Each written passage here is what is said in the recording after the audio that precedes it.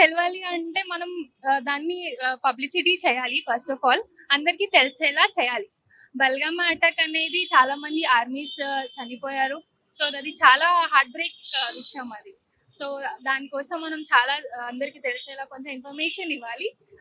ఇంకా అందరికీ తెలిసేటట్టు మనం చెప్పాలి. వాలంటైన్స్ డే సెలబ్రేషన్ కాకుండా బెల్గామ్ అటాక్ గురించి వాళ్ళకి మనకి అందేలా అంటే వాళ్ళకి తెలిసేలా మనం చేయాలి. ఓకేనా? ఇప్పుడు సో అందరూ చాలా మందికి తెలీదు. అవును తెలుసు.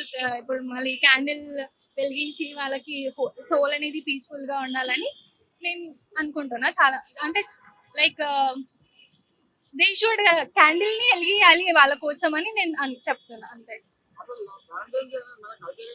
కాదు, ఇట్స్ వేరే కంట్రీది కదా. వ్యాలంటైన్స్ అంటే it's related to some relationship. అసలు వేస్ట్ లవ్. ఎవరు నమ్మొద్దు లవ్ ని. First of all it's it's fake అంటారు. ట్రూ లవ్ ఎక్కడ లేదు. అందరూ ఫేక్ గా లవ్ చేస్తున్నారు, టైం పాస్ చేస్తున్నారు, వదిలేసి వెళ్ళిపోతున్నారు, ఎవరినో పెళ్లి చేసుకుని వాళ్ళతో ఉంటున్నారు. బట్ లవ్ అంటే దే షుడ్ సాక్రిఫైస్. అంటే కొంతమంది చాలా సాక్రిఫైస్ చేస్తున్నారు ఫ్యామిలీస్ కోసం. అలా సాక్రిఫైస్ చేయకుండా ట్రూ లవ్ కోసం వెళ్ళి వాళ్ళతోనే ఉండాలి లైఫ్ లాంగ్ అని నేను అనుకుంటున్నాను. చాలా వరస్ట్ గా ఉంది ఈ జనరేషన్ లో లవ్. అప్పుడే అయితే చాలా ట్రూగా ఉండే, నమ్మకం ఉండే అందరికి. అవును అవును, ఇట్స్ రాంగ్. అది తప్పు. ఫస్ట్ ఆఫ్ ఆల్ మనకు పేరెంట్స్ మనకి బర్త్ ఇచ్చారు కాబట్టి వీ షుడ్ వాళ్ళకి వాల్యూ ఇవ్వాలి మన బర్త్ కి.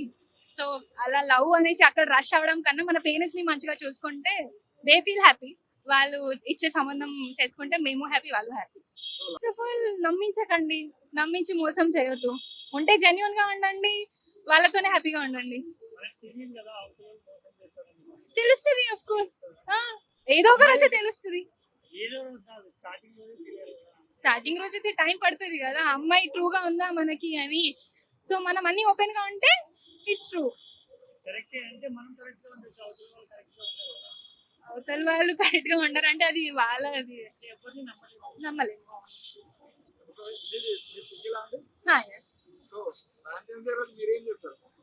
సో నేను టెంపుల్ కి వెళ్తా, పీస్ఫుల్ గా వెళ్ళి కొంచెం దేవుణ్ణి మొక్కుకొని తర్వాత ఐ స్టార్ట్ మై డే. అట్లా అని పర్టికులర్ గా వ్యాలంటైన్ డే అని నేను ఎప్పుడు సెలబ్రేట్ చేసుకోలేదు. అయ్యో, అఫ్ కోర్స్ లాక్ పైననే ఉండాలి, ఒక 1-2 lakhs పైన ఉండాలి, మంచి జాబ్ ఉండాలి. ఇక్కడ కాకుండా నేను వేరే కంట్రీకి వెళ్ళి కొంచెం మంచిగా తిరగాలి అనే రోజు అని.